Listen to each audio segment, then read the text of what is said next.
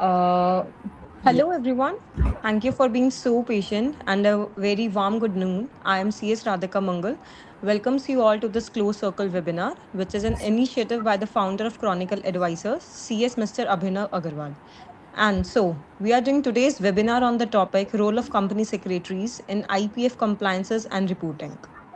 Just मैं आपको थोड़ा सा आईपीएफ के बारे में बता दूं it's a fund maintain by IPF authority under section 125 of the companies act to safeguard the investors के इंटरेस्ट को by pooling the unclaimed dividends mature deposit shares and other securities from companies and also it provides the investor की education awareness and protection and इसमें जो unclaim dividend है after 7 year needs to be transfer to the IPF and recently MC ने notify किया the investor education and protection fund authority amendment rules 2025 which substitutes the form IPF5 with the revised version for claiming the refunds of unpaid amounts and shares.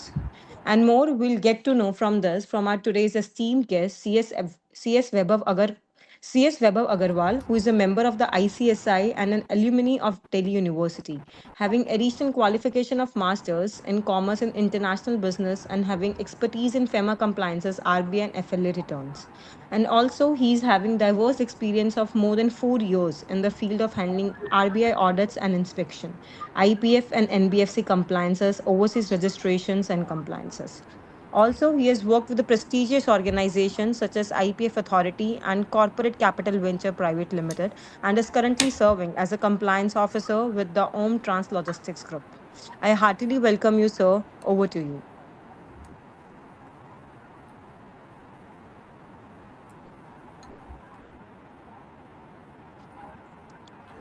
Thank you so much, Radhika ji, for such a warming welcome. And good morning to all the members who have joined the session. Firstly, I would like to thank Mr. Abhinav sir for giving us compliances and reporting. As Radhika ji told that IPF is authority governed by Ministry of Corporate Affairs, which main purpose is to protect the investors' interest, investors' funds, and to create a more and more awareness about how we can claim our shares and dividends from the ministry. So basically, IPF is a custodian of the shares and amount of government के पास में trustee is not the owner. Owner जो है वो हमारा share holders ही होता है जिसके जो प्रॉपर्टी के एक्चुअल शेयर्स का या अमाउंट का डिविडेंड का एक्चुअल ओनर है but IPF authority acts as a custodian of the shares and dividends amount. Secondly, how we can claim the firstly we will start with the topic how we can claim the shares and dividends from the IPF authority. So there is a form in the corporate MCA and IPF 5. So after filing IPF 5 form, we can get our shares and dividends from the IPF.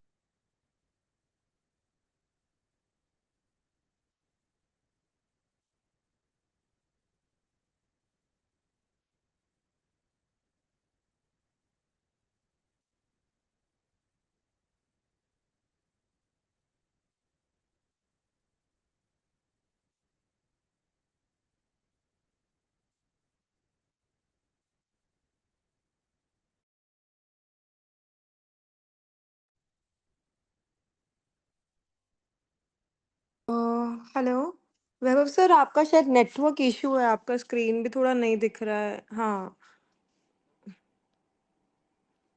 I guess we lost him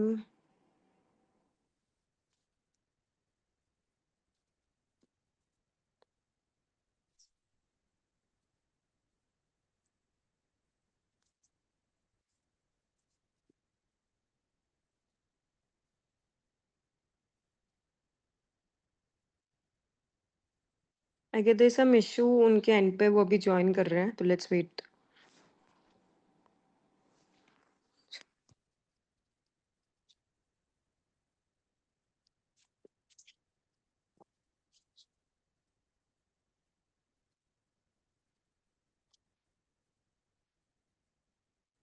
Hello. Hello sir आप ये अंशना थोड़ा network issue आ रहा है, थोड़ा audio reachable नहीं है audience को भी. मैं ऑडिबल ना? हाँ, right now you are audible, but in the middle of the webinar, there's some glitch at your end. Yes, we can proceed. Okay, wait a second. I changed the network. All right, sir. Okay, the PPT is visible. नहीं sir, PPT भी नहीं दिख रहा है अभी तो. So, as we are discussing the IPF authority, now wait.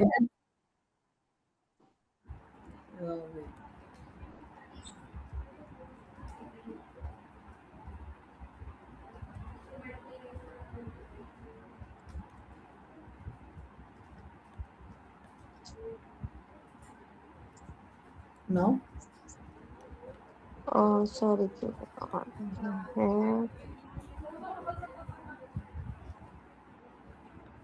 now is it visible? Sir PPT तो नहीं दिख रहा है. Audience can we please just let us know कि आप लोगों को दिख रहा है क्या PPT?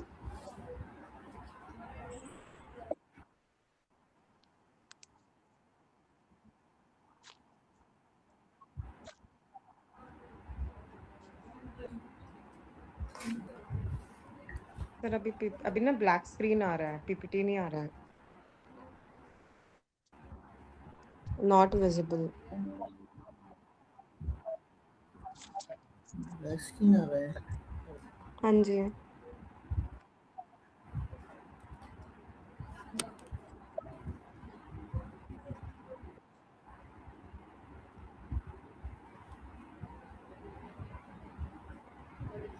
Give me a minute. Let me reconnect so that we can sir yes more yes, अभी visibility. अभी आया, पीपीटी आया.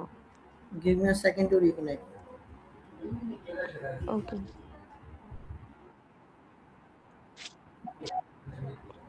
Okay, showing yes yes sir, PPT showing visible. Now. हाँ जी, हाँ जी.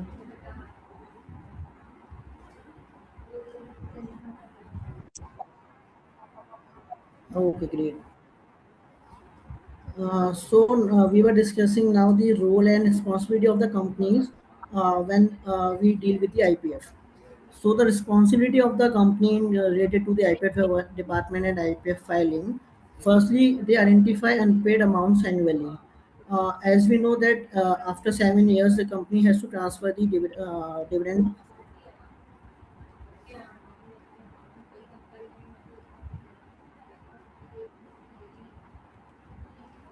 Hello. So as we are aware that the company has to transfer the unpaid amounts and shares after 7 years. So company annually made a unpaid amount annually identify करते हैं so that at the end of the 7 years they can transfer to the IPF authority. And then next responsibility is to notify the shareholders before transfer. Every company before transferring the amount and dividend to the company, they must notify the shareholders that after the time limit, they will transfer the shares to the IPF authority and then they can claim it from the IPF. Another thing, they will notify the shareholders also. They have to publish the notices in the newspaper so that every shareholder, every stakeholder can get the knowledge about the share transfer and amount transfer to the IPF authority. And if anyone wants to claim and can get company, they can claim it from the company itself. And after the shares and the fund transfer to the company IPF authority after 7 years, the company also has a responsibility to file required IPF forms like IPF 1, IPF 2, IPF 4, which we will talk about later in the session. That what about IPF 1, 4, and forms IPF forms will deal with.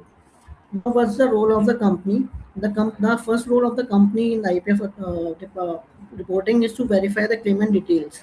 If as an investor, I file IPF 5, so the compliance officer of the company give our IPF 5 form. Firstly, they have to verify the claimant details. जो हमने IPF files में detail file करी है वो सारी proper है या नहीं है, कोई मिसमैच तो नहीं है डिटेल्स में, या कोई ऐसी चीज़ तो नहीं है कि बजाय कोई और share holder stake holder claim कर रहा है. तो the company and the compliance officer has to verify all the details of the payment that proper IPF form has been filed in spec. Then after they verify the details of the in IPF 5, they send a verification report to the IPF authority. So in the report, the compliance officer of the company gives a report to the authority whether they are giving an approved report or the reject report. If the compliance officer thinks that the report is the IPF 5 filed by the claimant is good in all respect and has all the documents, all the details correct, then they will provide approved report to the IPF authority, so that IPF authority on basis of that report can further proceed the claimant IPF 5 form, and no direct transfer refund after transfer. If the company has already transferred the amount and dividend to the IPF authority, then there will be no direct refund after the transfer. For the claimant who has to go through the IPF authority, the process will be same, that they have to claim now from the IPF authority. The company only act now as a mediator portion, that they will only verify the claimant's claim details. They will give the report that yes, the claimant has file a complete details in the form, and then they will proceed further, but there will be no direct refund after the transfer. Now there are some important points which we have to keep in mind, that once transfer, only IPF authority, as I said, can refund the dividend and amount in shares. The company or any other authority does not have any right. Claims can be made at any time. There is for the now being, there is no such limitation that we can claim or we can get any. We cannot claim after a limitation period. Suppose if my father shares, my grandfather shares are transferred to the IPF authority, they have hold the shares 10, 15 years back, and now also if I got the physical shares and I have the knowledge that some shares has been transferred to the IPF authority, I can at present also claim the shares purchased by my father, grandfather 10, 15 years, 40 years back also. So there is no such limitation period. And legal hires must also provide succession documents. Suppose in case you are claiming shares of a deceased shareholder who has deceased, your relative, your any other friend or someone. So legal hireship certificate and document is must to provide for the succession documents. And lastly, demat account is required for share refunds. Now, no, as we all know that physical shares has been demutualized. So now, when we are claiming the shares any amount in the from the IPF form live, so demat account is necessary to be opened before claiming the shares. Now our main point, that how being a professional, being a company secretaries, we can play our role in the IPF reporting and compliances. So I will start with this point, that if you are aware that in IPF authority, all the forms which we file IPF 5 we file is monitoring and reviewed firstly at first desk by the company secretaries. So you can think, आप समझ सकते हैं कि जो IPF authority MC है, उसने भी वहाँ पे रिलाई कर रहा है किन पे, कंपनी सेक्रेटरीज पे। जब कोई भी इन्वेस्टर, कोई भी प्रोफेशनल या कोई भी क्लेमेंट जब आईपीएफ फाइल फाइल करेगा आईपीएफ के पास में, तो सबसे पहले वो सीएस के पास, जो वहाँ पे आईपीएफ अथॉरिटी में सीएस बैठे हुए हैं जो हमारे इंस्टीट्यूट को रिप्रेजेंट कर रहे हैं, उनके पास वो फॉर्म जाएगा, वो उसको रिव्यू करेंगे। और जब कंपनी के पास जो कंप्लायंस ऑफिसर होगा वहाँ पे भी सीएस करेगा, उसको पहले वेरीफाई करके आईपीएल शॉर्ट को देगा। तो आप देख सकते हैं कंपनी में भी सीएस है, वेरिफिकेशन रिपोर्ट है, आइदर अप्रूव और रिजेक्ट, आईपीएल अथॉरिटी आगे एक्शन ले। And also IPL authority meeting के अंदर भी सीएस है, जिनके जब वो अपने फॉर्म्स को आईपीएफ को आगे प्रोसीड करेंगे, रिपोर्टिंग करेंगे, तो उसी के बिहाफ पे ही जो आईपीएफ अथॉरिटी हुआ उसको मान के, उसके रिलाई करके ही आगे प्रोसीड करेगा। तो we can see the ministry also relied on the company secretaries कि वो किस तरीके से क्लेमेंट के जो फॉर्म्स हैं, जो इन्फॉर्मेशन हैं, उनको कैसे टैकल करते हैं, उनकी अंडरस्टैंडिंग क्या है, नॉलेज क्या है। तो वहाँ पे हमारा रोल बहुत बड़ा है, बहुत बिग है। हमारे ऊपर एक कह सकते हैं रिस्पॉन्सिबिलिटी दी गई है मिनिस्ट्रीज के पास में, कि आप आईपीएफ का जो जितने भी शेयर्स हैं, डिविडेंड्स हैं आईपीएफ के पास में, वो वहाँ से हम क्लेम कर सकें। सो अगर हम रूल्स आगे फर्दर प्रोसीड करें, तो वहाँ पे वी कैन सी की track unclaim and unclaim dividends deposits. जो हम प्रोफेशनल्स हैं वो हम अनक्लेम जो ट्रैक कर सकते हैं, अनपेड क्लेम कौन कौन से हैं, डिविडेंड है। Secondly, being a compliance officer, we have to maintain proper record of such amount.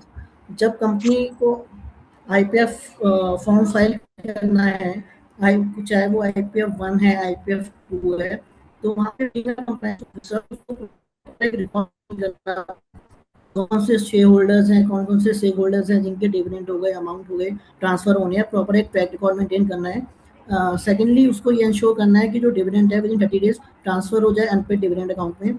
ये सारे जो कंप्लायंसेस के पार्ट हैं कि 30 डेज के अंदर अनपेड डिविडेंड अकाउंट में ट्रांसफर हो जाए, 7 ईयर्स की टाइमलाइन के अंदर आईपीएफ में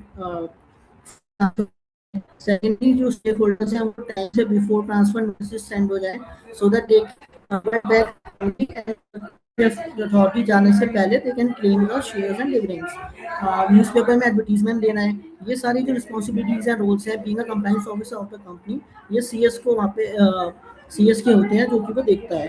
secondly under the IPF rules and company secretary rules के अंदर भी कुछ डिटेल्स हैं, कुछ आपकी जो अनक्लेम डिविडेंड हैं, शेयर्स हैं, we have to publish on the website of the company yearly and also after the 7 years when we transfer the dividend and amount.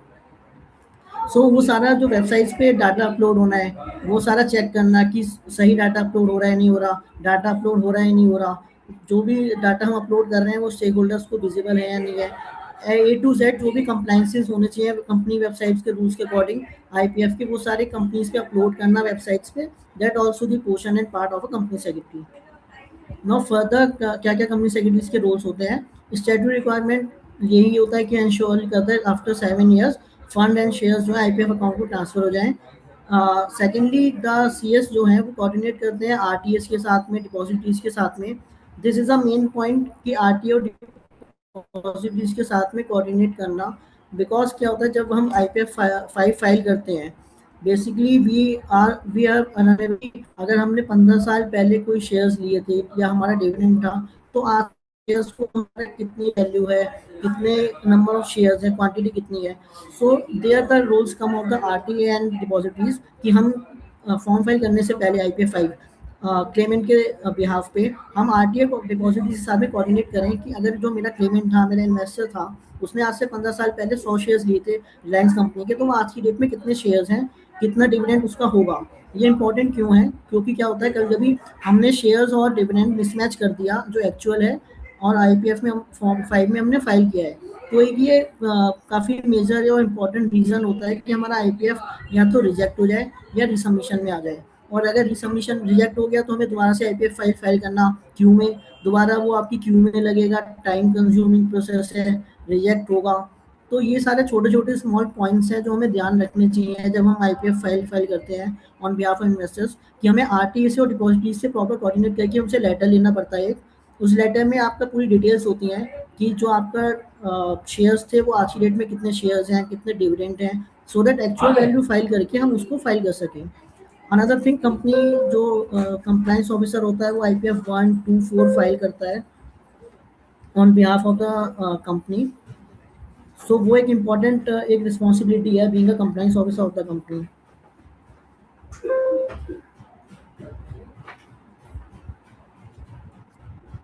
Secondly ensuring legal compliances.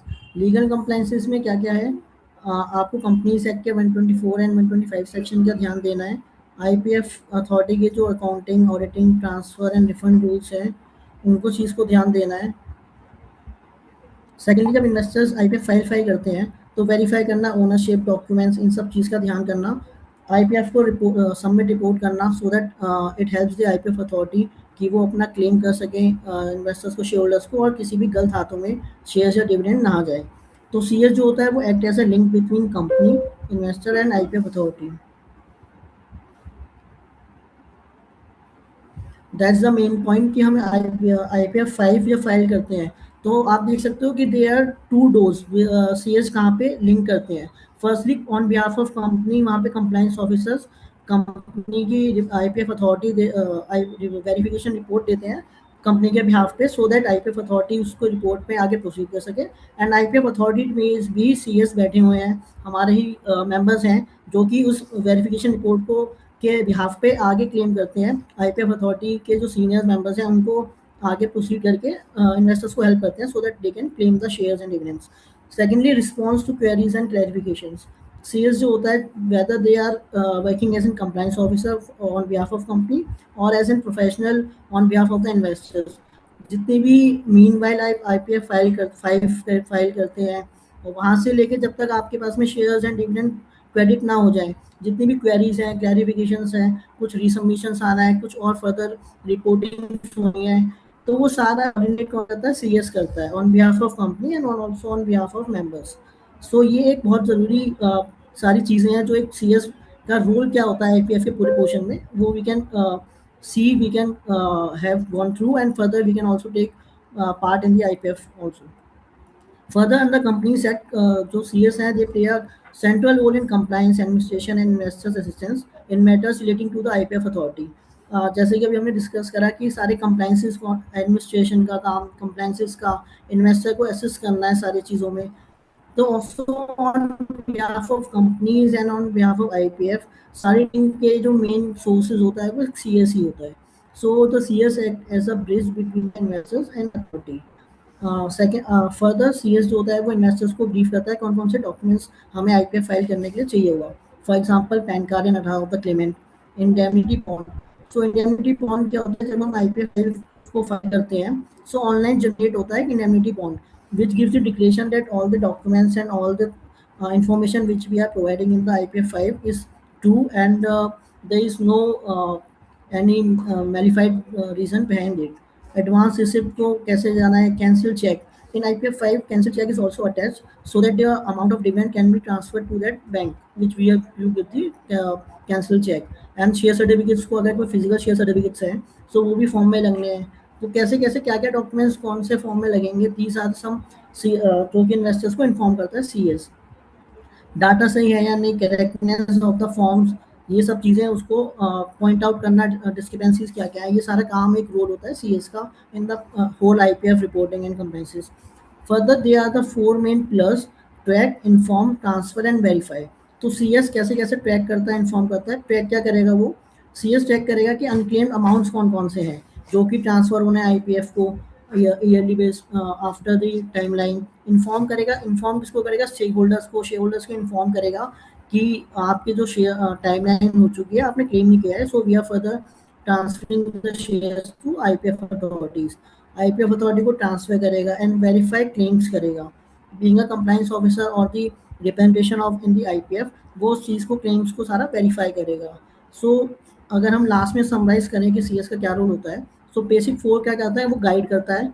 CS एक verify करेगा वहाँ पे चीज़ों को, सारे documents को approve करेगा। जब आप आईपीएफ अथॉरिटी में जो सीएस हैं, they approve the forms and assist करेगा इन्वेस्टर्स को कि कैसे कैसे क्या क्या पूरा प्रोसीजर रहेगा, कैसे आप क्लेम्स कर सकते हैं अपने डिविडेंड एंड शेयर्स को। So these are the 4 main plus की guide, verify, approve and assist. ये सारा एक रोल जो भी हमने डिस्कस करा सीएस का होता है कि कैसे कैसे वो एक इन्वेस्टर को एंड कंपनी के कैसे रोल को रिप्रेजेंट करता है वहाँ पे, एंड उसका क्या क्या रोल होता है। फर्दर मूव ऑन कि आईपीएफ फॉर्म्स कौन कौन से होते हैं। आईपीएफ के बेसिकली जो फॉर्म्स हैं उनका क्या पर्पस होता है, कैसे कैसे फाइल होते हैं, कौन फाइल करता है, टाइमलाइंस क्या होती हैं। We can further this. तो फर्स्ट फॉर्म है आईपीएफ 1। आईपीएफ 1 में क्या होता है, statement of amount credited to IPF file by the companies. जो आईपीएफ 1 होता है वो कंपनी फाइल करती हैं। किस लिए फाइल करता है, रीजन क्या होता है उसका, अनपेड डिविडेंड कितने हैं, मेच्योर डिवेंचर्स कितने हैं, एप्लीकेशन मनी ड्यू कितनी है, इंटरेस्ट उसके ऊपर कितना है। सो बेसिकली जितने भी अनपेड अमाउंट होती है वो हम यहाँ पे फाइल करते हैं आईपीएफ को, आईपीएफ 1 फॉर्म में। कौन फाइल करता है, कंपनी फाइल करती है। उसका ड्यू डेट क्या होती है, so within 30 days of transferring amount to IPF. जैसे हम आईपीएफ को ट्रांसफर कर देते हैं विद इन 30 डेज, हमें आईपीएफ 1 फाइल करना पड़ता है सो दैट जो भी इन्वेस्टर्स हैं वो भी देख सकें कि कितनी अमाउंट ट्रांसफर हुई है। फर्दर आईपीएफ अथॉरिटी को, मिनिस्ट्री को भी कंफर्म हो सके कि that yes we have transfer the amount to the authority. Secondly क्या है कि आईपीएफ 7 फॉर्म जो था वो रिसेंटली अमेंड होकर आईपीएफ 1 के साथ मर्ज हो गया, इंटीग्रेटेड हो गया है, so that less duplication information जाएगा, मोर क्वालिफाइड एंड क्वांटिटी काम होगा। तो इन्होंने आईपीएफ 7 को हमने मर्ज करके, सिंप्लीफाई करके अथॉरिटी ने आईपीएफ 1 के साथ मर्ज कर दिया है। फर्दर सेकंड फॉर्म है आईपीएफ 2। आईपीएफ 2 फॉर्म जो होता है उसका पर्पस होता है statement of unpaid and unclaimed amounts को। सो पर्पस एनुअल डिस्क्लोजर का होता है, जो अभी हमने लास्ट वाला फॉर्म आईपीएफ 1 किया था वो हमें 30 डेज के अंदर ट्रांसफर करने के बाद आईपीएफ 1 फाइल करना होता है। बट जो आईपीएफ 2 है वो अनक्लेम्ड अमाउंट्स के लिए होता है, बट वो होता है एनुअली बेस पे। सो अगर हम बात करें आईपीएफ 2 का, तो ये हेल्प करता है ट्रैक करने के लिए अमाउंट ट्रांसफर जो हुई है आईपीएफ को एंड इसकी ड्यू डेट क्या है, within 60 days of AGM. So जैसे ये एनुअल फॉर्म है जो हमारा IPF2 है, तो इसकी ड्यू डेट है 60 डेज ऑफ एजीएम के अंदर हमें IPF2 फाइल करना होता है। और इसकी जो जितने भी डिटेल्स होता है, डाटा होता है, वो MCA पोर्टल पे तो जैसे आप IPF2 फाइल करेंगे शो होगा ही। उसके अलावा कंपनी वेबसाइट के नॉर्म्स के अकॉर्डिंग हमें कंपनी की वेबसाइट पे भी IPF2 की डिटेल्स एंड ऑल सारा पब्लिश करना पड़ता है। Now third form is IPF4। अगर IPF4 की बात करें तो इसमें statement of shares transfer to IPF, उन सब की डिटेल्स जाती हैं, जितने भी शेयर्स हमने IPF में ट्रांसफर करे हैं। कंपनी को फाइल करना होता है ये with in 30 days of share transfer. अगर हमने आज शेयर ट्रांसफर करें हैं IPF अथॉरिटी को, तो हमें with in 30 days IPF4 file करना होगा, so that authority can get the knowledge of the same. And last another form is IPF5, which is the most important form, जिससे कि investors अपने शेयर्स, डिविडेंड, डिपॉजिट्स सब चीज़ें claim कर सकता है। सो share holder and who files the form IPF five जो form है, हु फाइल्स, शेयर होल्डर और क्लेमेंट। अब इसमें डॉक्यूमेंट्स क्या क्या होते हैं, बेसिकली इंडेमनिटी बॉन्ड होता है, एडवांस स्टैम्प रिसिप्ट होती है, ID प्रूफ होता है। जो क्लेमेंट है और स्टेक होल्डर्स हैं उनको अपना ID प्रूफ उसमें अटैच करना पड़ता है, सो दैट जितने भी कंपनीज हैं एंड अथॉरिटी होता है उन चीज़ों को वेरीफाई कर सके। कैंसिल चेक लगाना पड़ेगा, so that dividend can be shares transfer to that bank. And share certificates को अटैच करना है if they have some physical shares. जो प्रोसेस होता है वो होता है फाइल्ड ऑनलाइन। IPF5 ऑनलाइन पहले फाइल होगा, वेरीफाइड बाय द कंपनी। जब कंप्लाइंस ऑफिसर अपनी वेरिफिकेशन रिपोर्ट इशू कर देगा, उसके बाद में IPF अथॉरिटी के पास जाएगा। IPF अथॉरिटी उसको आगे प्रोसेस करेगी, फर्दर रिफंड प्रोसेस करेगी if all the details are correct. And if we see the last form is statement of unclaimed and unpaid amounts. That form is for the updated info. इसका purpose क्या होता है कि अगर जो हमने forms file करे हैं अर्लियर 1, 2, फॉर्म 5, 4, करेक्शंस अगर उसमें कुछ करना है, कुछ डाटा हमें अपडेट करना है, IPF6 के थ्रू हम अपना डाटा अपडेट कर सकते हैं, कंपनीज कर सकती है। अगर हम एक क्विक समरी देखें फॉर्म्स की, तो IPF1 जो होता है वो कंपनी को फाइल करना पड़ता है। ये क्यों फाइल होता है, अमाउंट ट्रांसफर करने के लिए, जो कि आज एक्टिव फॉर्म है।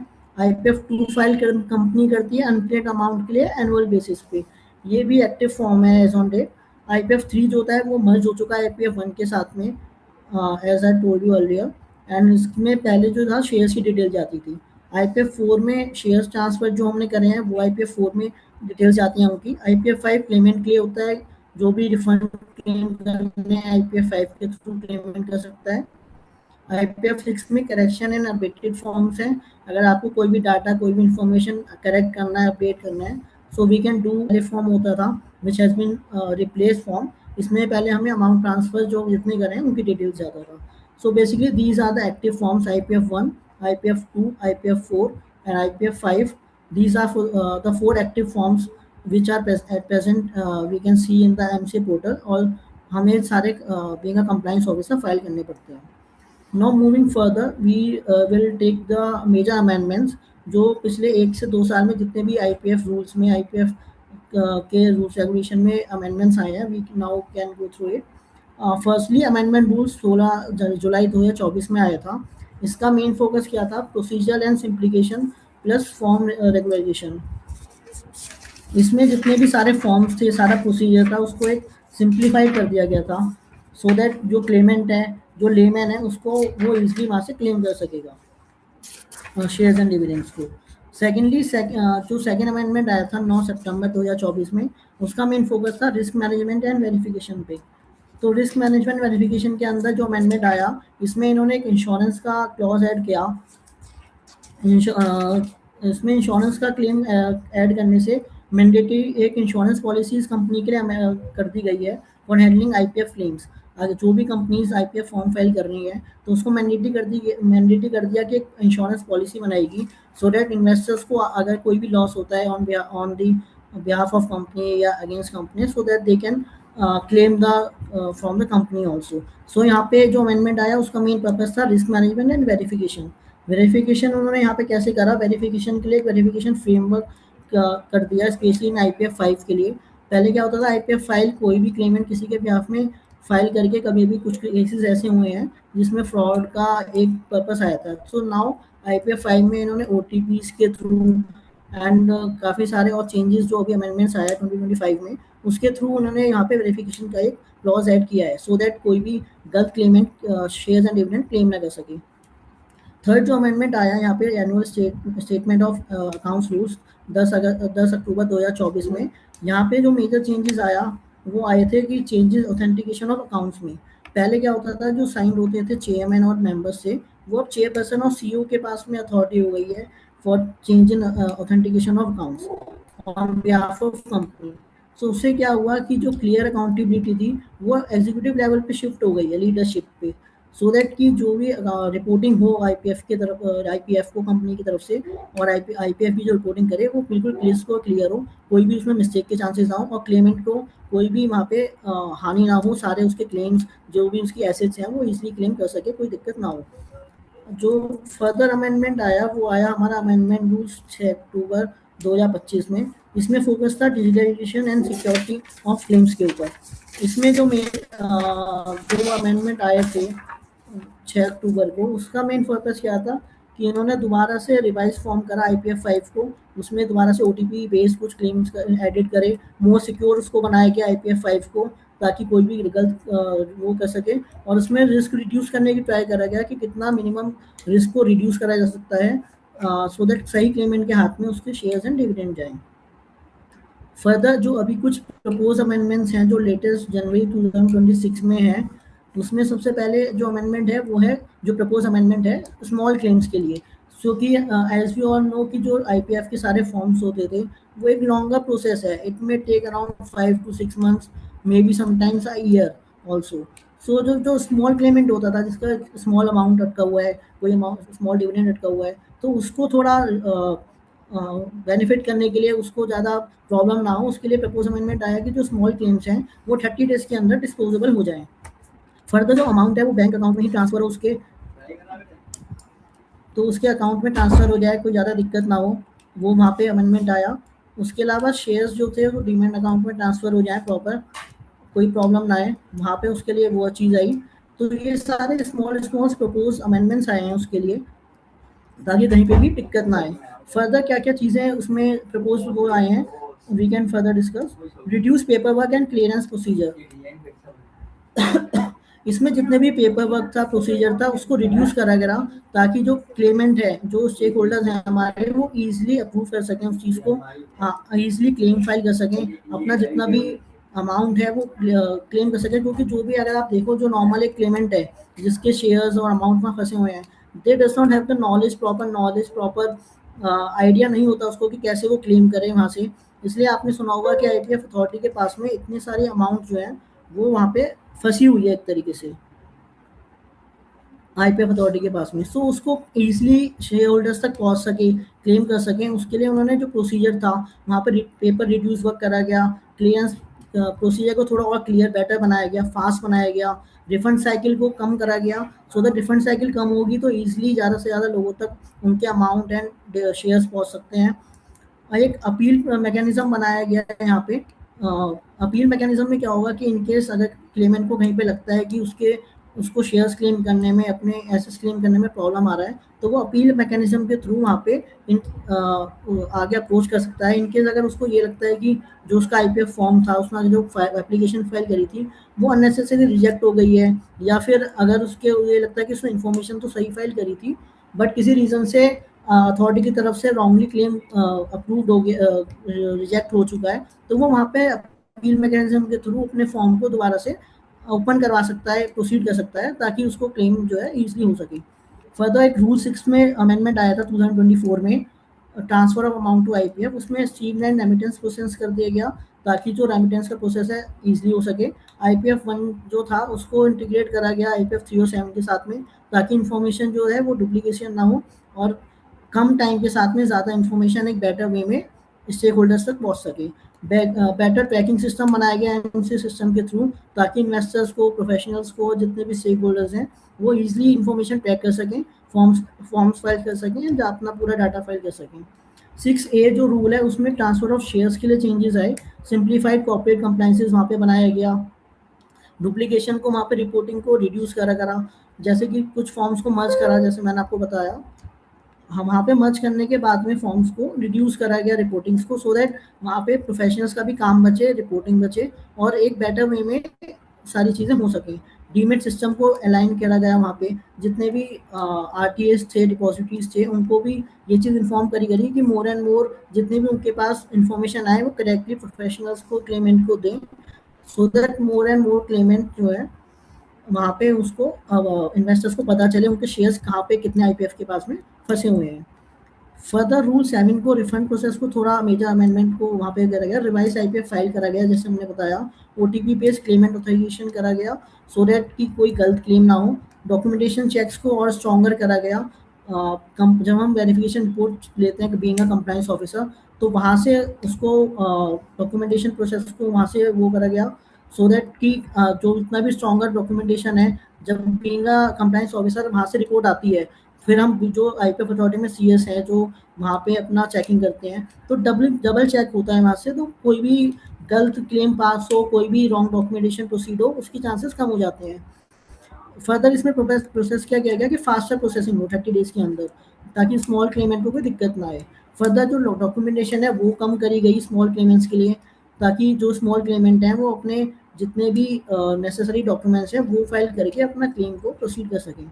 रूल 8 में जो चेंजेस प्रपोज कर रहे हैं वो अथॉरिटी पावर के लिए करे गए हैं, सो दैट वेरिफिकेशन पावर के लिए उनको ज़्यादा एक स्ट्रेंथ मिल सके। Ability to call additional documents, पहले क्या होता था कि आईपीएफ अथॉरिटी के जो फॉर्म्स होते थे, जैसे हमें सुनने में आता था कि फॉर्म रिजेक्ट हो गया अननेसेसरी, या फिर बहुत ज़्यादा क्यू में है, टाइम लग रहा है, होल्ड में है, उसका रीज़न क्या होता था कि जो आई जैसे मैं आईपीएफ में काम करके आया हूँ, तो मुझे पता है जब मैं वहाँ पे आईपीएफ फाइल चेक करता था, देखता था, तो बहुत सारे डॉक्यूमेंट्स जो होते थे, बहुत सारी इन्फॉर्मेशन करेक्ट नहीं होती थी, या फिर अननेसेसरी होती थी, इरेलीवेंट होता था, हम उसको प्रोसीड नहीं कर सकते थे।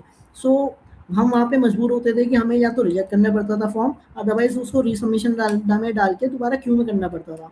बट उसके लिए उनको अब एडिशनल अथॉरिटी दी गई है आईपीएफ अथॉरिटी को कि आप मेल ड्रॉप करके क्लेमेंट्स को, इन्वेस्टर्स को उनसे डॉक्यूमेंट्स लेके भी प्रोसीड कर सकते हैं। वहाँ से क्या होगा कि आपका जो आईपीएफ फॉर्म है वो रिजेक्ट नहीं होगा अननेसेसरी, जो प्रोसेस है वो थोड़ा सा और बेटर होगा, डिले नहीं होगा ज़्यादा, और जो फ्रॉड का प्रिवेंट हुआ है वो भी होगा कि जितने भी फ्रॉड्स हैं उनको आप प्रिवेंट कर सकते हैं, और मोर एंड मोर कंट्रोल होगा अथॉरिटी के ऊपर। ये रूल 8 में चेंजेस आए थे। फर्दर रूल 10 में जो चेंजेस आया, जो अमेंडमेंट है, वो साइन बाय, जैसे मैंने डिस्कस करा, सीईओ एंड चेयरपर्सन साइन करेंगे इंस्टेड ऑफ मेंबर्स। तो उससे क्या होगा, एक अथॉरिटी लेवल जब साइन करेगा तो मोर करेक्ट इन्फॉर्मेशन, मोर जो अकाउंट्स हैं, ऑडिट्स हैं आईपीएफ अथॉरिटी के, वो आंसरेबल रिस्पॉन्सिबिलिटी ज़्यादा होगी, तो वहाँ पे चांसेस ऑफ करेक्टनेस बढ़ जाएंगे, जितने भी फॉर्म्स होंगे वो ज़्यादा जल्दी, ज़्यादा बेटर एंड ईजिली वे में आगे प्रोसीड होंगे। तो ये सारे जो अभी हमने पढ़े ये अमेंडमेंट्स थे, कुछ प्रपोज अमेंडमेंट्स थे, कुछ अमेंडमेंट्स जो अभी हाल ही में आ चुके हैं। नाउ वी मूविंग फर्दर, अब हम डिस्कस करेंगे कि रियल चैलेंजेस क्या आए थे सीएस को, क्या क्या आते हैं जब वो एक आईपीएफ फॉर्म फाइल करता है क्लेमेंट के बिहाफ पे। सो सबसे एक रीज़न आता है नेम मिसमैच का, कि अगर आपका एक नेम मिसमैच हो रहा है, तो नेम मिसमैच के केस में आप क्या कर सकते हैं। पैन में आपका कुछ और नाम है और आपके शेयर सर्टिफिकेट पे कुछ और नाम है, एक ये केस है। दूसरा क्या है, ओल्ड फिजिकल शेयर्स हैं, अगर आपके पास फिजिकल शेयर्स पुराने हैं, नहीं मिल रहे हैं, लॉस का केस है, तो लॉस के केस में आप सीएस वहाँ पे फंस जाते हैं। अभी हम इसमें डिस्कस करेंगे कि इसका सॉल्यूशंस क्या है, कैसे कैसे ये सारे क्लेम्स हैं वो फाइल करने चाहिए। अभी हम सिर्फ चैलेंजेस पे बात कर रहे हैं कि क्या क्या चैलेंजेस आते हैं सीएस के सामने जब वो आईपीएफ फाइल को या तो चेक करता है being officer of the IPF authority, या फिर जब बीइंग अ कंप्लायंस ऑफिसर उसके पास में आईपीएफ फॉर्म आता है for the report. Secondly investor disease, अगर इन्वेस्टर्स की डेथ हो चुकी है तो वो एक कॉम्प्लिकेटेड केस होता है कि जब क्लेमेंट जो डिजीज इन्वेस्टर है उसके ब्याह पे कोई उसका लीगल है, कोई और अगर क्लेम कर रहा है, तो वहाँ पे क्लेमेंट सही है या नहीं, जो इन्वेस्टर है उसके लीगल हाई के बाद में जो क्लेम कर रहा है वो प्रॉपर बंदा है या नहीं, कोई और गलत बंदा तो क्लेम नहीं कर रहा, ये एक मेजर पॉइंट और इशू आता है वहाँ पे। फर्दर क्या है, सिग्नेचर मिसमैच है, अगर सिग्नेचर मिसमैच हो गए आपके, पहले कुछ और सिग्नेचर थे डॉक्यूमेंट्स में, आज कुछ और है, तो भी वहाँ पे एक फ्रॉड का केस चांसेस बढ़ जाता है कि कहीं ऐसा तो नहीं है कि रियल क्लेमेंट या इन्वेस्टर के ब्याह पे कोई और इन्वेस्टर वहाँ से क्लेम कर रहा है। तो ये एक और चैलेंज आता है। इनकरेक्ट एफिडेविट एंड इनडेमिनिटी बॉन्ड, अगर इसमें क्या होता है कि कभी-कभी जो फॉर्म्स होते हैं वो होल्ड पे चले जाते हैं, रिजेक्ट हो जाते हैं, बिकॉज़ जो एफिडेविट और बॉन्ड होता है उसकी प्रॉपर उसको एक प्रॉपर ना स्टैम्प पेपर पे निकालना पड़ता है, प्रॉपर वैल्यू पे, प्रॉपर इन्फॉर्मेशन के साथ। सो अगर इनकरेक्ट इन्फॉर्मेशन है, incorrect value of stamp paper है, तो भी वहाँ पे एफिडेविट और बॉन्ड के वजह से जो आईपीएफ फाइल्स होते हैं वो रिजेक्ट हो जाते हैं या होल्ड पे चले जाते हैं। सेकेंडली ट्रांसमिशन डॉक्यूमेंट्स, अगर डेथ के बाद ट्रांसमिशन डॉक्यूमेंट्स प्रॉपर नहीं है कंपनी के तरफ से या कोई उसमें लैक ऑफ इन्फॉर्मेशन है, तो वो भी एक चैलेंज हो जाता है सीएस के सामने कि उस वाले केसेस को कैसे फाइल करा जाए, कैसे अप्रूव करा जाए। ये सारे रीजंस हैं कि अब क्या मेजर रीजंस क्या स्मॉल रीजंस होते हैं जिनकी वजह से रिजेक्ट हो जाता है फॉर्म। तो रीजन ऑफ रिजेक्शन क्या होता है? Most claims fail due to wrong documentation, कि अगर हमने डॉक्यूमेंट्स ही रॉन्ग लगाए हैं वहाँ पे तो फॉर्म अप्रूव नहीं होगा, या फिर अगर हमने मिसमैच इश्यूज आ रहे हैं कहीं पे तो वहाँ पे हमारे फॉर्म चांसेस के रीजन आ जाता है कि हमारा फॉर्म जो है वो रिजेक्ट हो जाए या होल्ड पे चला जाए। सो लास्ट क्या होता है? Judgement not just compliance knowledge. So being a CS, जब आप एक सीएस के तौर पे भले ही आप कंप्लायंस ऑफिसर हैं या फिर आप रिप्रेजेंट कर रहे हैं एमसीए को, आईपीएफ 5 आप चेक कर रहे हैं, सो वहाँ पे आपका जजमेंट काम आता है, नॉट जस्ट कंप्लायंस नॉलेज। कुछ कुछ केसेस, ये सारे केसेस जो भी हमने ऊपर डिस्कस करे, वो सारे क्या होता है आपको अपने जजमेंट के बेस पे आगे फर्दर प्रोसीड करने पड़ते हैं।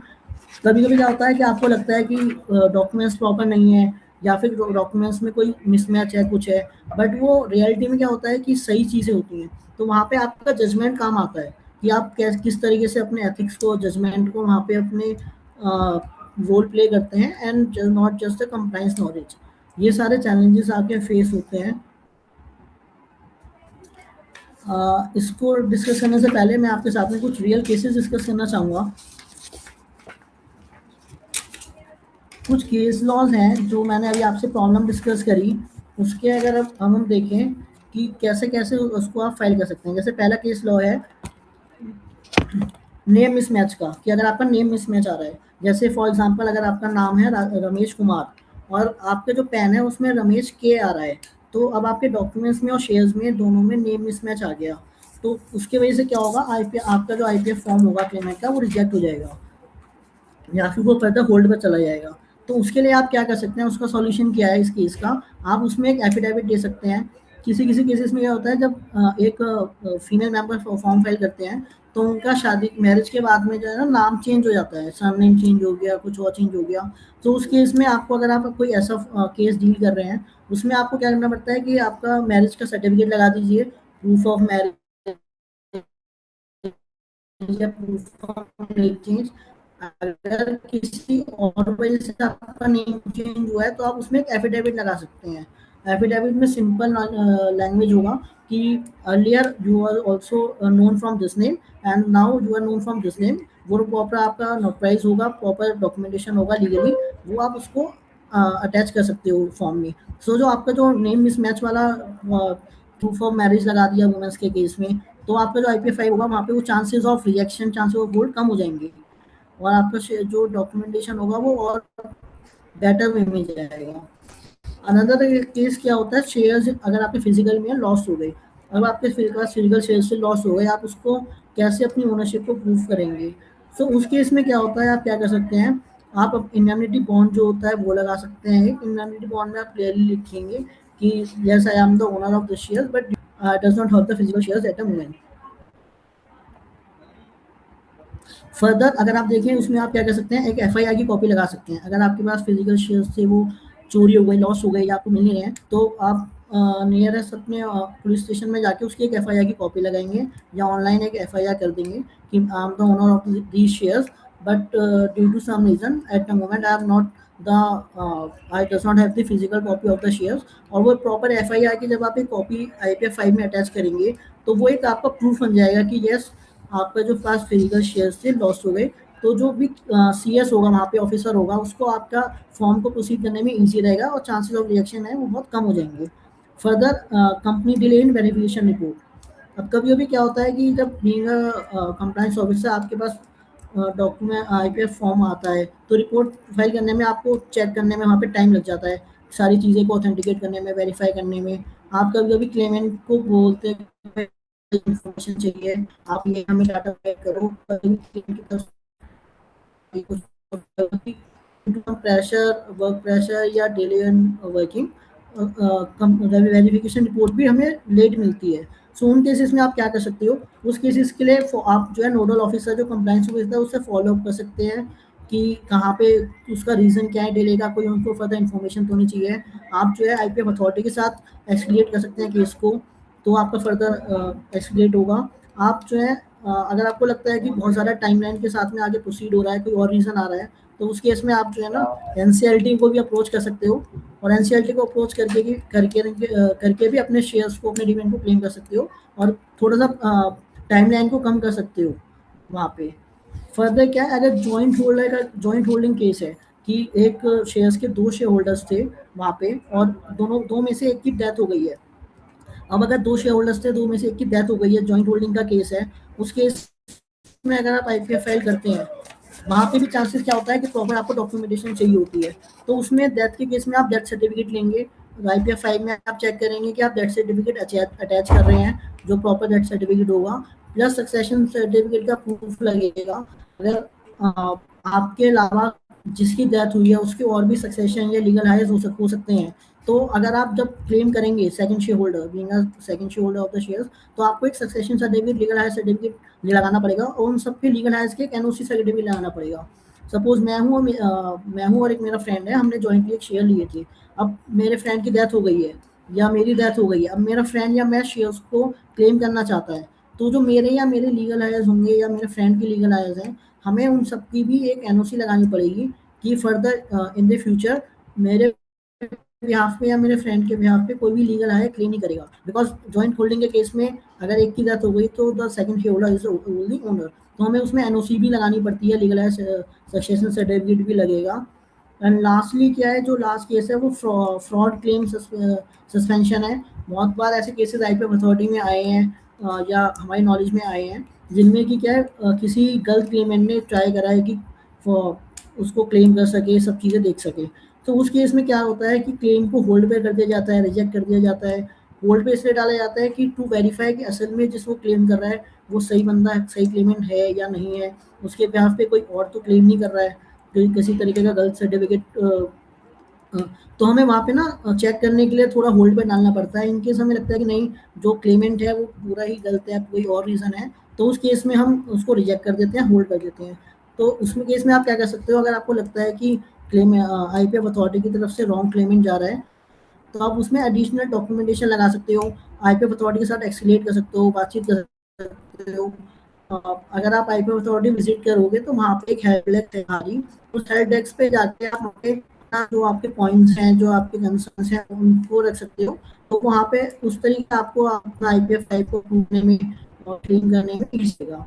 फर्दर फ्रॉड प्रिवेंशन स्ट्रेंथ करने के लिए जैसे मैंने आपको बताया लास्ट में कि इंश्योरेंस और वेरिफिकेशन रूल्स को काफ़ी स्ट्रीमलाइन करा गया है, क्योंकि काफ़ी केसेस ऐसे आए थे जहाँ पे रॉन्ग आईपीएफ फॉर्म फाइल हुए थे with the intention of fraud and all. So ministry को भी ये पता है, अथॉरिटीज़ को भी। सो उन्होंने क्या करा कि इंश्योरेंस को, वेरिफिकेशन रूल्स को बेटर करने के लिए एक पॉलिसी ला रहे हैं, धीरे धीरे अमेंड कर रहे हैं, सो दैट सही शेयर होल्डर्स के साथ में सही रिपोर्टिंग हो सके। एंड एट लास्ट मैं आपको ये एक ऑनलाइन प्रोसेस दिखाना चाहूँगा मिनिस्ट्री ऑफ कॉर्पोरेट अफेयर्स की, आईपीएफ की। आईपीएफ जो है वो रेगुलरली इन्वेस्टर्स को अवेयर करने के लिए, ब्रीफ करने के लिए रेगुलर बेसिस पे सेशंस करता है, बहुत सारे क्रिएट करने, अवेयरनेस क्रिएट करता है। अगर आप देखो तो जितने भी ऑनलाइन प्लेटफॉर्म्स हैं, जैसे कि ट्विटर हो गया, फेसबुक है आपका, लिंक्डइन है, उन सब पे उन्होंने अपने पेजेस बनाए हुए हैं जिस पे वो रेगुलरली चीज़ें अपडेट करते हैं, इन्फॉर्म करते हैं। अगर आप देखें यहाँ पे तो एक मैंने 2 पोस्टर्स लगाए हुए हैं जो कि आईपीएफ ने, मिनिस्टर कॉर्पोरेट अफेयर्स ने खुद ही अपलोड कर रहे हैं, अवेयर करने के लिए इन्वेस्टर्स को कि किस तरीके से वो अपने क्लेम्स को और डिविडेंड्स को ले सकते हैं। पहले पे अगर आप देखेंगे तो आईपीएफ क्या कहता है, मिनिस्टर कॉर्पोरेट क्या कहती है, फॉरगॉटन योर ओल्ड इन्वेस्टमेंट। आप अपनी पुरानी इन्वेस्टर्स को पूछ चुके हैं कि आपने कौन सी करी थी। अगर मैं देख चाहता हूँ कि मेरे ग्रैंड पेरेंट्स ने कौन सी करी थी, तो की फैसिलिटी www.mc.edu पे जाके वहाँ पर अपना पैन नंबर डालिए, नाम डालिए, फुल वहाँ पे आप जाकर आप देख सकते हैं कि कौन सी कंपनी के कितने शेयर आईपीओ अथॉरिटी के पास जा चुके हैं, ट्रांसफर हो चुके हैं, एग्जैक्ट डिटेल चेक कर सकते हैं। तो वहाँ जाके तुरंत आईपीओ फाइल करके आप अपना जितने भी शेयर क्लेम करते हैं। तो आप देखो यहाँ पे मोटो, आपका पैसा वापस पाना पहला कदम। ये आईपीएफ का एक मोटो है कि आप भी वैसे हैं क्योंकि उनका सब है, वो कस्टोडियन एज एन कस्टोडियन उन्होंने अपने पास में रखे हुए हैं। वो ज़्यादा से ज़्यादा क्लेमेंट्स को, शेयरहोल्डर्स को देना चाहते हैं उनका पैसा वापस, या जो उनके लीगल आयज हैं, इसलिए वो एक अवेयरनेस को स्प्रेड कर रहे हैं। अगर आपको नॉलेज भी नहीं है कि कैसे आपके पास कितने शेयर्स थे या आपके फोरफादर के पास कितने शेयर्स थे, तो उसके लिए भी उन्होंने एक ब्रीफ एक तरीका बताया हुआ है कि आप जाएँ सर्च फैसिलिटी पे, वहाँ जाके देख लें और अवेयरनेस को क्रिएट कर सकें। सेकेंडली यहाँ पे अगर आप देखेंगे, आपका या आपकी परिवार का पैसा अभी भी आपका इंतज़ार कर रहा है। वो आपको ये बार-बार एक कह सकते हैं ना कि सोते हुए को जगा रहे हैं बार-बार, कि आपका पैसा, आपके परिवार का पैसा, आपके फ्रेंड्स का पैसा, जो आपके लीगल हायर्स हैं, उन सबका पैसा इंतज़ार कर रहा है आईपीएफ के पास में। आप आएँ प्रॉपर डॉक्यूमेंटेशन के साथ में, प्रॉपर डिटेल्स के साथ में आए, क्लेम करें। कैसे? पहला स्टेप है सर्च। पहले करें, फिर डॉक्यूमेंट सबमिट करके रिपोर्ट डिटेल्स के साथ में वेरीफाई करवाएं और क्लेम करें उसको। तो आज ही आईपीएफ सर्च फैसिलिटी चेक करें। ये सारा एक वो है आईपीएफ का, मिनिस्ट्री ऑफ कॉर्पोरेट अफेयर्स, जितनी ज़्यादा क्लेम्स को और स्टेकहोल्डर्स को अवेयर कर सके, वहाँ पे बता सके कि अपने पैसे को वापस, मरा हुआ पैसा है। अगर आप देखें तो आईपीएफ जो पैसा है, तो यहाँ पे वो अवेयर कर रहे हैं स्टेकहोल्डर्स को, कैसे आप अपने मरे हुए पैसे बचा सकते हैं, सो दैट वो पैसा वापस जो सही हकदार हैं, जिनके वो एसेट्स हैं, वहाँ पे पहुँच सके। तो ये सारा एक सेशन की होती है, कैसे वर्किंग होती है, क्या रोल होता है, कैसे उसमें रिस्पॉन्सिबिलिटीज करते हैं। फर्दर भी डिस्कस कि आईपीएफ के कौन कौन से फॉर्म्स होते हैं, जिनमें क्या क्या प्रोसीजर रहता है, सीएस के सामने क्या क्या अमेंडमेंट्स हमने देखी कि क्या क्या ऐसा है थे, किस तरीके से अथॉरिटीज हैं जो को के अंदर, सो दैट इस चीज में वो एंड छोटे जितने भी इन्वेस्टर्स हैं उनको जल्दी से जल्दी उनका पैसा वापस मिल सके। और फिर जो चैलेंजेस आते हैं सीएस के सामने, वो क्या क्या आते हैं, उसको कैसे हम आगे डॉक्यूमेंटेशन के साथ में मिनिमाइज कर सकते हैं चैलेंजेस को, वो हमने डील करा। एंड एट लास्ट हमने ये देखा कि ऑनलाइन प्रेजेंस कैसे करके, कैसे मिनिस्ट्री एंड आईपीएफ उसको अवेयर कर रही है इन्वेस्टर्स को कि आप आइए, जो आपके पास हमारा पैसा है एज एन कस्टोडियन, वो आप क्लेम करें और ज़्यादा से ज़्यादा लोगों तक वो वापस पहुँच सकें। So with this, I thank you all for the members to join us and spare your truly time. Thank you so much. Over to you, Radhika. And if there any doubt or any question, we can also now we can go through for the question round. And if there any concern regarding the any point or any question, we can take the question also.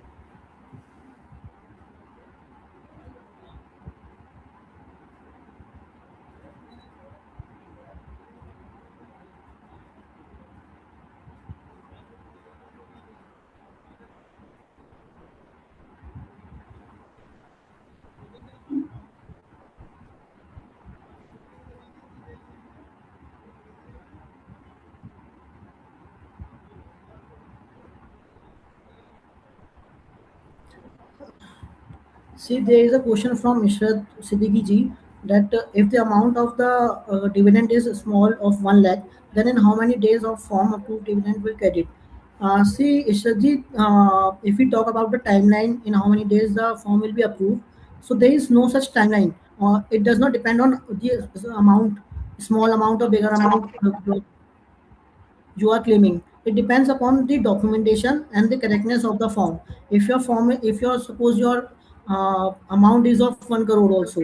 But if your information and your data is correct, then it can easily approve within a month also.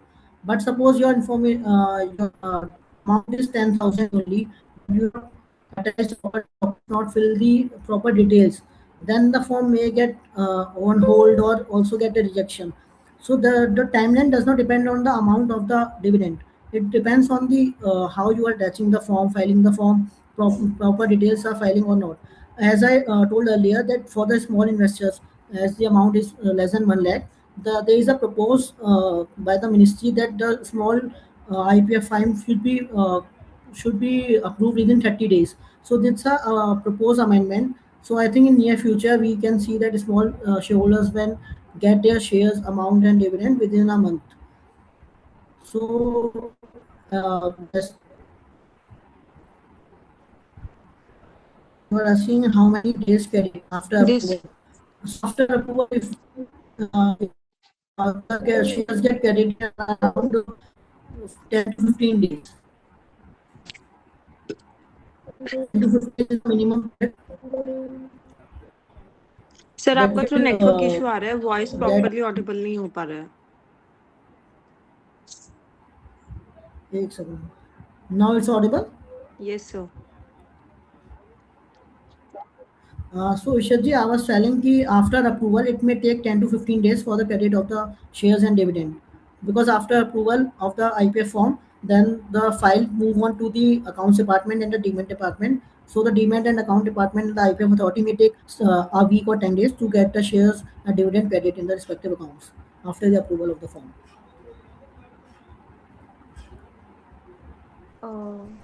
Anybody else? If you guys have any question, you can put it in the chat box.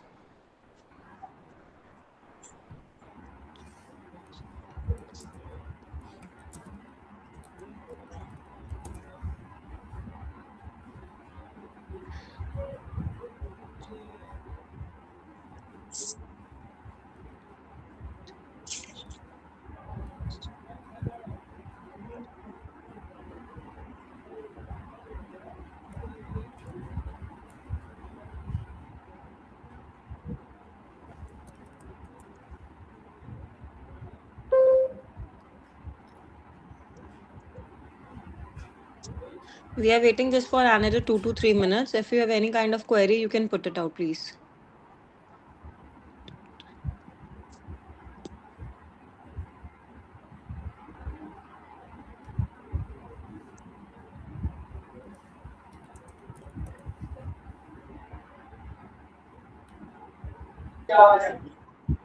Hello, good afternoon, sir. Good afternoon, sir. Sir, I shared the query regarding the filing of Form IPF1. Okay. So I need to need a correct timing for filing the Form IPF1. In how many days we need to file from becoming due of transferring of the amount to IPF or when it gets transferred to the IPF. Sir, for regarding IPF one, when we transfer the amount to the IPF, then we have to intimate the IPF authority after transferring the amount within 30 days from the date of transfer. The due So, date for sir, IPF.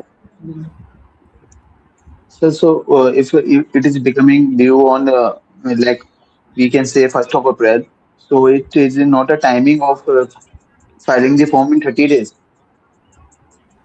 Sorry, sir, your voice is breaking. Sir, if we can say if there is a due date of transferring the amount of dividend to IPS on 1st April, but we transfer the amount on 5th April.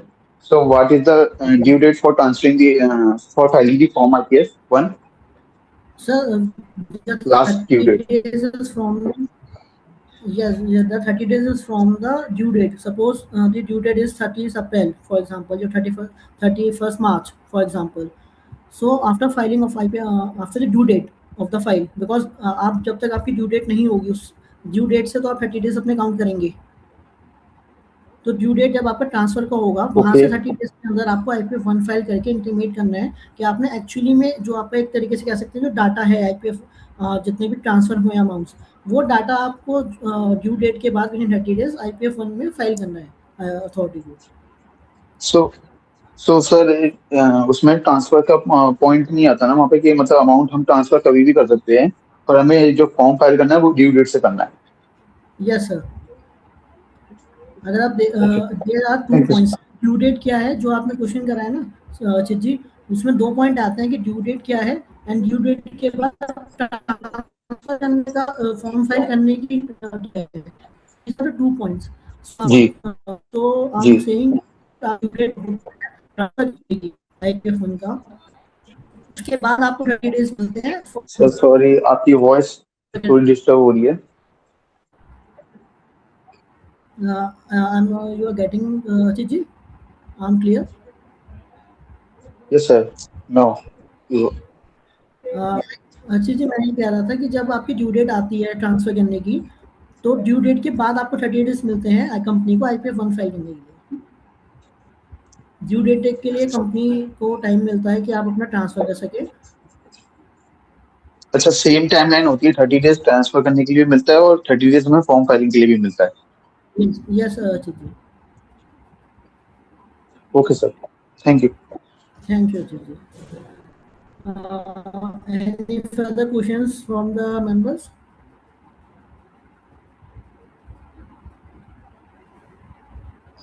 So there's one question from Jayant ki once amount is transferred to the IPF authority, is there any timeline for the investor to claim the dividend or shares from the IPF authority?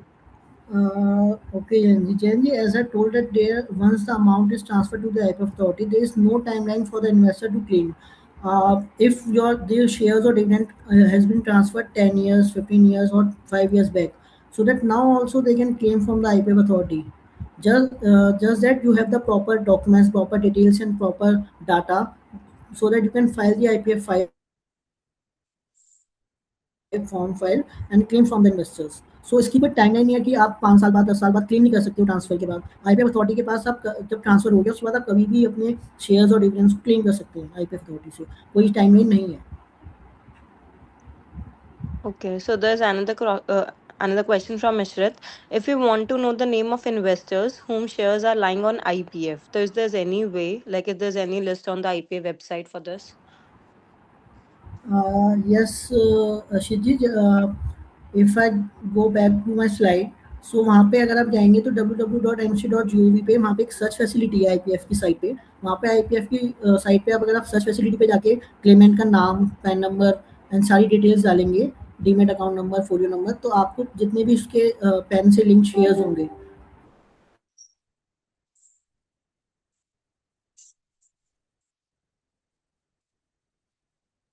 Hello, Hello.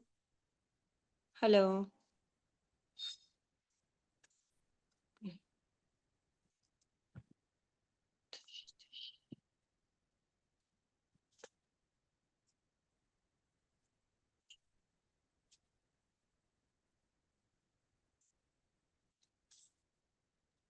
I guess we lost this connection. Let's wait for some time.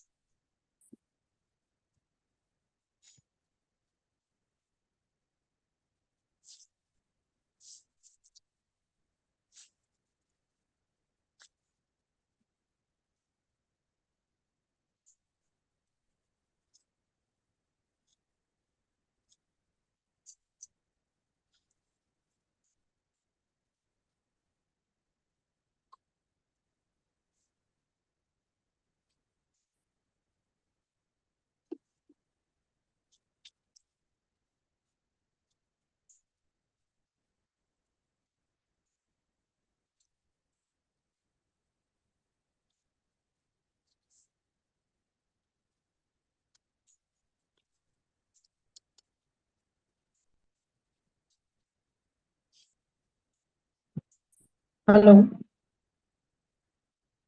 Hello.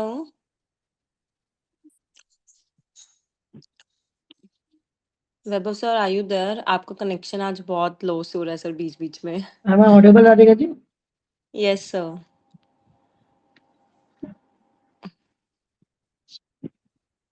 So we were taking the questions of the members. Yes sir. तो sir जो आपने बताया था I guess IPF की site पे available है. But I guess उनका question ये है कि उनको इन्वेस्टर का नाम जानना है, और जो आपने बोला है Yes, दैट इज कि इन्वेस्टर के नाम के जानने के बाद if you want to know the shares, correct. But he is asking if you want to know the name of the yeah, investors whom correct. Shares are lying on IPF, तो how to do that? No, no, Ishal I think Ishal was one who answered. So क्या होता है कि IPF authority ने ना इस चीज को या मिनिस्ट्री ने वहाँ पे सिर्फ क्लेमेंट के लिए ये ऑप्शन दिया हुआ है कि वो अपने डाटा को देख सकता है. किसी थर्ड पर्सन के पास वो राइट नहीं है कि वो किसी का भी जाके देख सकता है, because of the safety and fraud purpose, कि ताकि कोई गलत बंदा जाके क्लेम ना कर ले, कोई डिटेल फेल ना कर ले. So only the claimant has the proper right and who has the proper information can only see the detail from the search facility कि कितने shares हैं, कौन सी कंपनी के हैं. But no third person who does not have the name of the claimant can approach and see the search facility details. Okay. So there's this last question. So if we have received the entitlement letter on July 2024 and got dividend in April 2026, so dividend declared by the company after 2024 July, can we again ask for the entitlement letter for rest of the dividend? Yes, you can again ask for the entitlement letter, because the validity of the entitlement letter is not for, I think, a year. So after a year, you have to again apply for the entitlement letter, get the fresh entitlement letter, and again have to file the IPF authority to claim further. Yes, in your case, if you have received in 2024 and you are claiming the dividend of 2026, you again have to proceed with the entitlement procedure and again got the issue to be issued the letter.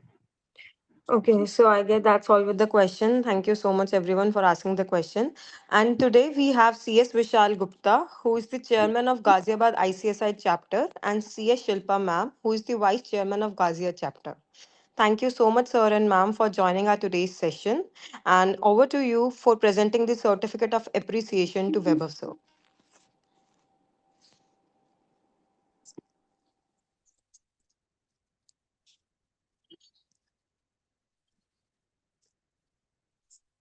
Vishal sir and Shilpa ma'am.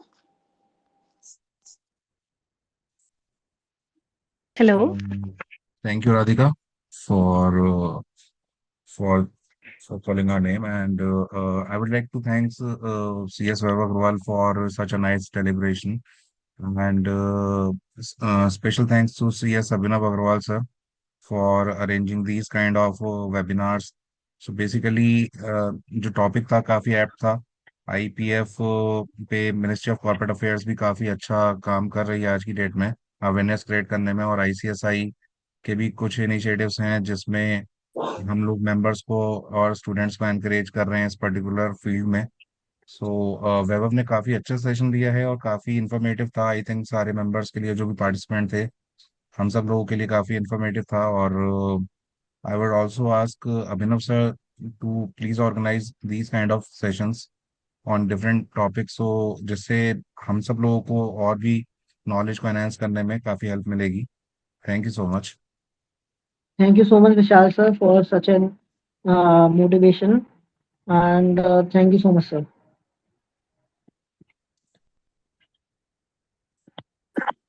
Okay, thank you so much, Vishal sir. And now I would like to thank CS Aman Arora, who is the practicing company secretary. So thank you so much, sir, for joining. Over to you for the vote of thanks.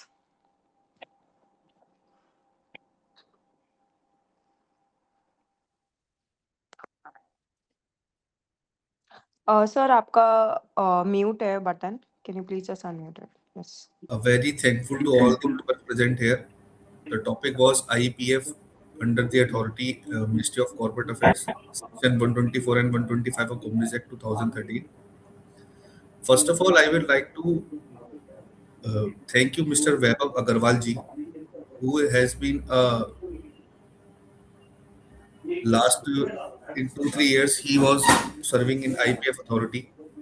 He has given us the process checklist department working, how it is being done. All the amendment is being covered in this session of 1.5 hours. All the practical exposure was covered by Mr. C.S. Weber. Doubt clearing was also covered. Amendment was also covered, and role of practicing company secretary and other members, how it is being done.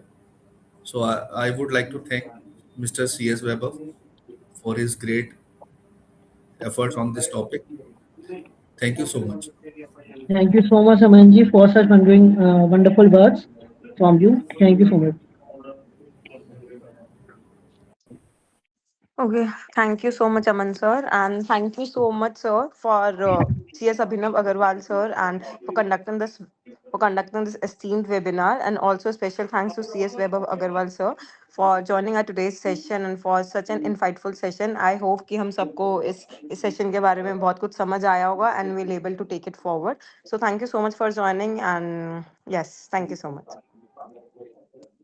Thank you so much, Adiyati, and thank you so much, Abhinav sir, for giving such an opportunity so that I can aware the people about the IPF authority, and more investors can claim their amount from the authority, and also professionals who is unaware about the working of the IPF can get some knowledge and some brief about the IPF working. So thank you so much, Abhinav sir and Adiyati.